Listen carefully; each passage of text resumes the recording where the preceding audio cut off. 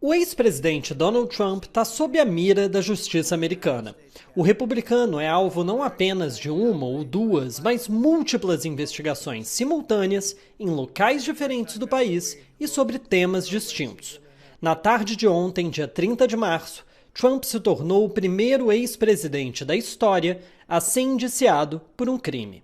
Benjamin Toll, professor de Ciências Políticas da Wilkes University da Pensilvânia, explica que esse é um momento inédito na história dos Estados Unidos. Yeah, we are living in unprecedented times right now. Nós estamos vivendo tempos sem precedentes nos Estados Unidos. Nós nunca vimos um ex-presidente enfrentar algo como isso. Acho que o único exemplo perto disso seria o do Richard Nixon, que teve que renunciar por quebrar várias leis federais ao tentar esconder ilegalidades durante a sua corrida pela reeleição em 1972. Mas Nixon foi perdoado pelo presidente Ford, então ele nunca enfrentou as consequências das leis que ele tinha quebrado. For the laws that he had broken. Na Geórgia, Trump é acusado de usar o cargo de presidente ainda em 2020 para tentar mudar o resultado da eleição no estado. Tradicionalmente republicana, a Geórgia deu a Biden seus 16 delegados após o democrata vencer por lá com uma diferença de menos de 12 mil votos. O envolvimento e a inação de Trump durante a invasão do Capitólio em 6 de janeiro de 2021 é tema de uma investigação no Congresso. Já o Departamento de Justiça dos Estados Unidos investiga o ex-presidente no caso dos documentos sigilosos que ele teria levado para casa sem autorização antes do fim do mandato. Mas é em Nova York que Donald Trump foi indiciado. Segundo a Procuradoria, o ex-presidente teria falsificado documentos legais na tentativa de esconder que ele teria dado US$ 130 mil a uma ex-atriz pornô, na tentativa de fazer com que ela mantivesse em sigilo um caso que os dois teriam tido nos anos 2000. O caso veio à tona em 2018.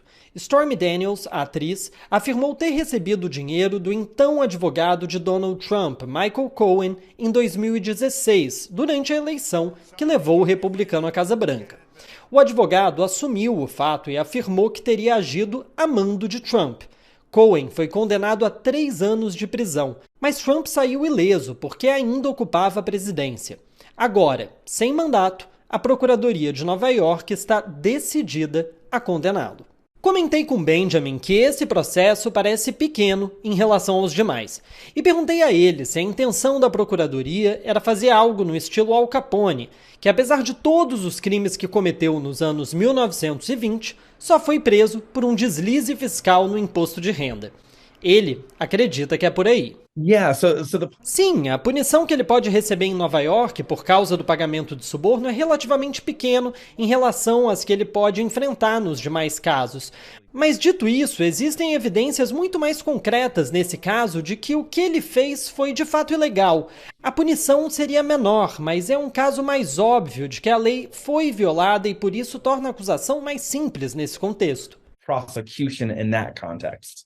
Mas mesmo no caso da investigação de Nova York, o processo ainda é longo. O primeiro passo foi um indiciamento, ou seja, um júri popular avaliou que há provas suficientes para que o crime seja formalmente apresentado à corte. Agora, o caso começará a ser julgado. To be indicted in Ser indiciado no sistema criminal americano significa basicamente que você está sendo acusado de um crime. E o que isso significa é que o ex-presidente Donald Trump terá que comparecer em uma audiência de acusação. E será dado a ele a opção de pagar uma fiança para que ele não fique preso até o julgamento. Se ele fosse acusado de um crime violento, ele provavelmente ficaria preso aguardando o julgamento. Mas como é um crime não violento e ele é um indivíduo conhecido, ele deve ter a permissão de aguardar o julgamento em liberdade. waiting for that trial to happen. Donald Trump afirma que essa é uma investigação de cunho político e que tem como objetivo prejudicá-lo nas eleições do ano que vem. Mas Benjamin enxerga a situação com outros olhos, principalmente na primeira batalha que o ex-presidente irá travar, as prévias do Partido Republicano. O assunto fez com que todos os adversários internos de Trump se unissem no mesmo discurso contrário às investigações. All of these candidates who are going to run for president.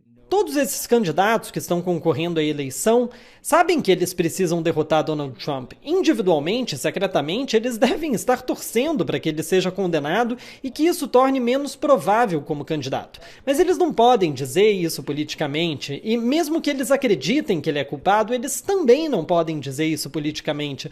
Porque uma coisa a gente sabe sobre o Partido Republicano hoje é que Trump ainda tem uma quantidade imensa de poder dentro do partido e entre aqueles que votam em candidatos republicanos.